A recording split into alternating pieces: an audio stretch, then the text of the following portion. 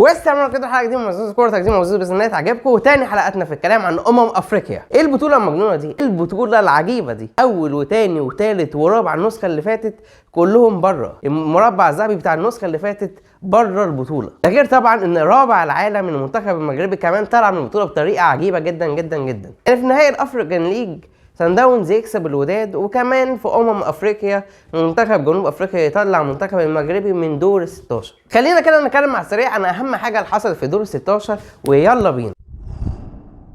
النهارده باذن الله هنتكلم عن اهم الماتشات اللي اتلعبت. ماتش الكاميرون ونيجيريا، ماتش مصر طبعا اتكلمنا عليه قبل كده فمش هنتكلم عليه النهارده، ماتش كوت ديفوار والسنغال، وماتش المغرب وجنوب افريقيا. خلينا كده نبدا بماتش نيجيريا والكاميرون، ونيجيريا كسبت الكاميرون فيه 2-0.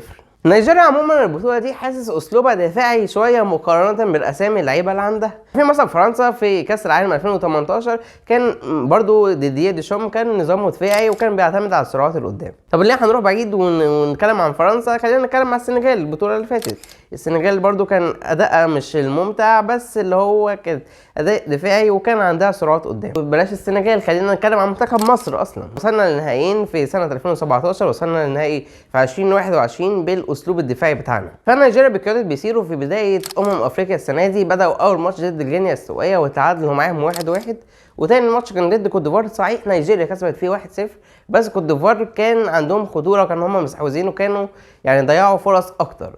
فنيجيريا كان في اول ماتشين دول كانت بتلعب 4 مدافعين عادي جدا، ده غير ان بيسيرو اصلا قبل البطوله كان بينتقدوه شويه على اسلوب الهجوم الزياده، فقرر بعد كده ان هو يلعب ب3 قلوب دفاع. فالتشكيله والكره معاه بتكون 3-4-3، وقت الدفاع بتكون حرفيا 5-4-1. الجناحين بيرجعوا يدافعوا سواء سيمون سواء لوكمان. رأيي الفارق بتاع نيجيريا عن مصر وعن كمان السنغال ان نيجيريا عندها حرفيا اسامي جباره جدا قدام. نيجيريا عندها اوسيمين السريع جدا، عندها لوكمان سيمون، الاثنين مهاريين يعني بطريقه فظيعه. غير عندهم على الدكه كمان في شوكويزي وفي هيناتشو وفي احمد موسى، كل دول اصلا يعني شوكويزي واحمد موسى تقريبا اصلا ما لعبوش. طبعا عندهم لعيب زي ايوبي وبيساعدهم كمان في الهجمات المرتده. فنيجيريا شايف الاسلوب بتاعها لحد دلوقتي كويس جدا، وهم شافوا ان دي الطريقه يقدروا بيها الفرق يوصلوا بيها للنهائيات، فبالتالي بيسيرو قرر يعتمد عليها. ونيجيريا بتقدم اداء كويس جدا لحد دلوقتي. صحيح ممكن يعني شايف هي الحاجه اللي ممكن توقعهم ان الهجوم بتاعهم لما يكون مش فيهم، هما دي لعيبه فرديه ولعيبه يعني حسب كل لعيب فيهم ولا مش فيهم، وبياخد قرارات صح ولا لا، بيعرف يراوغ صح ولا لا، الفينش بتاعهم قدام الجون حسب بقى اللعيبه دي فيهم ولا مش فيهم. فهنشوف وقتها ان نيجيريا تقدر تكمل النهائي وتقدر تفوز بالبطوله دي ولا لا. وعلى الناحيه الثانيه لما نيجيريا قررت انها تسيب الكره للكاميرون، المنتخب الكاميروني كان عنده بطء غير عادي في التحضير، وكان بيلعب برتم بطيء جدا جدا جدا. حتى يعني هم معاهم الكره كأن نيجيريا متاكدين وعارفين ان هو والكاميرون معاهم الكره مش هيعملوا حاجه بيها. نيجيريا كمان تحسوا باقل مجهود قدروا يكسبوا الماتش ده. حتى كمان في اخر ربع ساعه نزلوا فينسنت ابو بكر المهاجم الجبار بتاعهم اللي كان هداف النسخه اللي فاتت، بس للاسف فينسنت ابو بكر كان مصاب في الدور المجموعات كله، بس كان الماتش ده كان موجود على الدكه. قرروا ان هم ينزلوه في اخر ربع ساعه، بس برضو حتى ما نزل فينسنت ابو بكر ما كانش فيه اي حاجه، ونيجيريا قدرت تكسب الماتش ده وتعدي للربع النهائي. خلينا بقى كده نخش بقى على كوت ديفوار والسنغال. الماتش كان مفاجاه كبيره جدا جدا ان كوت ديفوار تقدر تعدي من السنغال. كوت ديفوار اللي استنت لاخر يوم في اخر ماتش في دور المجموعات عشان تعرف هل هي هتتاهل كاحسن توارت ولا لا. كوت ديفوار الاخر ماتش في دور المجموعات خسرته ضد غينيا السويه 4-0 في وسط ناسها وعلى ارضها. ديفوار كمان اصلا اقالوا المدرب بتاعهم وشغالين دلوقتي بالمدرب المساعد، وطبعا المدرب ده مدرب وطني. في الاخر بقى يصعدوا لدور ال 16 ويلاقوا نفسهم هيلعبوا مين؟ يلاقوا نفسهم هيلعبوا السنغال بطلة النسخه اللي فاتت. السنغال الفرقه الوحيده اللي جابت 9 نقط في دور المجموعات وكسبت كل ماتشاتها. لقوا نفسهم هيلعبوا السنغال تقريبا صاحبه احسن اداء في البطوله. مع كده الماتش يبدا والسنغال تكون اخطر ويضيعوا فرصه وكره بعديها يجيبوا جون جميل جدا من حبيب ديالو. بس هل كوت ديفوار ييأسوا؟ هل كوت ديفوار يتهدوا؟ لا، كوت ديفوار قاموا وكملوا عادي جدا جدا ومسكوا بقيه الشوط مستحوذين هم، وكمان الشوط الثاني ومع تغييرات المدرب في الشوط الثاني قدرت كوت ديفوار تسجل التعادل وبعد كده توصل لضربات الجزاء. وشوفوا ثبات ايه ويعني وبرود اعصاب وهدوء فظيع جدا من كيسيه اللي قدر يسجل في مندي تاني ضربه جزاء وتقدر تصعد كوت ديفوار على حساب السنغال. غير طبعا ان ضربات الجزاء دي احنا قلنا اول ما وصلوا ضربات الجزاء ان اكيد السنغال هي هتكسب، عشان السنغال كسبتنا مرتين قبل كده في ضربات الجزاء، وعندهم وحش اسمه مندي تقريبا يعني توقع كل الكور ونط في زاويتها، بس في كورتين اتثبت فيه موقف في النص ما عرفش يعمل حاجه. برضه خلي بالك ان ظروف السنغال ساعدتهم شويه في الماتش ده، عشان ساديو ماني كان يستاهل في اول ماتش ان هو يطرد طرد مباشر بعد ما رفع رجليه بتهور عجيب جدا على قصبه اللعيب بتاع كوت ديفوار، بس مش عارف ازاي الحكم اصلا ما رجعش حتى الفار فيها. تكتيكيا الماتش ده السنغال كنت شايف انها كانت متراجعه زياده عن اللزوم بعد ما جابوا الجون الاولاني، وشايف مش عارف هل هم يعني ده كان قرار اللعيبه ولا كان قرار المدرب. اكيد كان قرار المدرب ان هم تراجعوا بالشكل ده، ومش عارف هل مثلا اللعيبه ما كانتش في يومها ولا ايه بالظبط. فكوت ديفوار قدرت تستغل ده. وكمان هقول لك ان دكه كوت ديفوار اقوى من دكه السنغال. هتقول دكه كوت ديفوار ازاي اقوى من دكه السنغال؟ لا فعلا شوف الاسامي النازله، نزل نيكولاس بيبي، نزل سيباستيان هالير، نزل فرانك كيسيه، ده غير كوامي وكونان، ودكه تقيله. تقول لي طب يا عم، طب يعني الدكه دي اصلا واللعيبه دي اللعيبه الكبار دي فين من اول البطوله؟ ليه ما ظهروش في دور المجموعات اصلا؟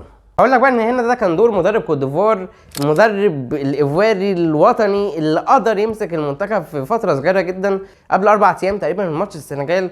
قدر يمسك الفرقه وقدر يرجع الشغف للعيبه دي كلها، وقرر يلعب المناسب. مش هو عنده الاسامي دي فيقدر يلعب بيها اساسي وخلاص، لا قرر ان هو يلعب المناسب ويشيل كروت قويه جدا عنده على الدكه، يا تسعفه يا ما تسعفوش. بس حقيقي ان الكروت دي لما نزلت اسعفته، وكوت ديفوار يعني اختلفت. وكمان نيكولاس بيبي هو اللي قدر يحصل على ضربه الجزاء، وكيسيه قدر يسجلها، وكمان قدر يسجل ضد مندي الاخيره، رغم ان هو دايما بيقولوا يعني لو ضيع، يعني لو هو سجل دي فغالبا ممكن يضيع في الثانيه مثلا زي مصطفى محمد. بس كيسيه بكل هدوء اعصاب سجلها، واكبر الناس كلها انها تديله تعظيم سلام الرئيس كيسيه. على الناحيه الثانيه اليو سيسي يعني ما كانش عامل غير اصلا تغييرين بس في ال 90 دقيقه، وكمان البودره بتوعه ما اسعفوش زي ما البودره التانيين ادوا حيويه غير عاديه لكوت ديفوار. وطبعا الماتش ده هيدي دفعه معنويه جدا لكوت ديفوار وسط طبعا جماهيرها. وما شفتوش احتفالات ابيجان والجماهير كان الناس فرحانه ازاي جدا. اكيد الدفعه دي هتزق كوت ديفوار جدا وتساعدهم في طريقهم ان هم يوصلوا للنهائي، وليه لا ممكن كمان يحققوا البطوله. اخر بقى ماتش هنتكلم عليه هو ماتش البافانا جنوب افريقيا ضد المنتخب المغربي. هارد لك للمنتخب المغربي الشقيق، وهارد لك لجمهور المغرب. جنوب افريقيا تحقق المفاجاه وتقدر تخرج المغرب بره البطوله. حقيقي الماتش ده اكيد المغرب اتاثر جدا جدا بالجاب بعنصرين فعاليين، والعنصرين الاساسيين في الهجوم حكيم زياش وسفيان بوفال. الشوط الاول كان رايح جاي كده ما بين الفرقتين، رغم ان هو عكس المتوقع ان المغرب هي اللي هتاكل جنوب افريقيا، بس جنوب افريقيا في اوقات كتيره جدا استحوذوا وكان ليهم كمان فرص. ده غير المكونه كان شاط برده كوره خطيره جدا من بره منطقه الجزاء، والشوط الثاني برده تقريبا شاط برده كوره خطيره جدا اللي هي الشوطات بتاعت سان داونز اللي هي من بره منطقه الجزاء، ما تعرفش هيشوطها ازاي وما تعرفش تتوقع انه هيشوطها، بس بيشوطها خطير جدا. وفعلا كلل مجهوده بالجون الجميل جدا اللي جابه في اخر ماتش من الفاول. لكن المنتخب المغربي اجل الشراسه واجل الريتم العالي جدا لبعد ما جنوب افريقيا سجلت فيهم الجون الاولاني، والمغرب حرفيا اكل جنوب افريقيا وعملوا طوفان هجمات، بس في الاخر برده ما قدروش يعملوا اي حاجه. وفي اخر المباراه كان لعيب جنوب افريقيا رايح انفراد، وسفيان مرابط طبعا عمل معاه الفاول، والحكم اداله انذار تاني، بعد كده راح اداله طرد. كانت حاجه في منتهى الكوميديا. المعلق المغربي جواد بدر لما قال لك هو هيرجع للفار عشان ان هو ممكن يلغي الانذار، والانذار التاني ده قاسي جدا.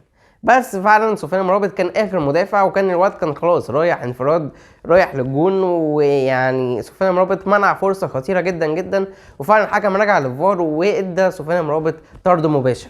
زي ما قلنا طبعا مكوينه جاب في الاخر جون عالمي جدا جدا جدا من الفاول في زاويه استحاله جدا طبعا انها تتصد. بقى الماتش اللي جاي هيكون ماتش ممتع جدا جدا جدا، وفي رايي ممكن يكون ماتش من امتع ماتشات البطوله. جنوب افريقيا ضد كاب فيردي، الفرقتين كورتهم حلوه والمنظمين جدا.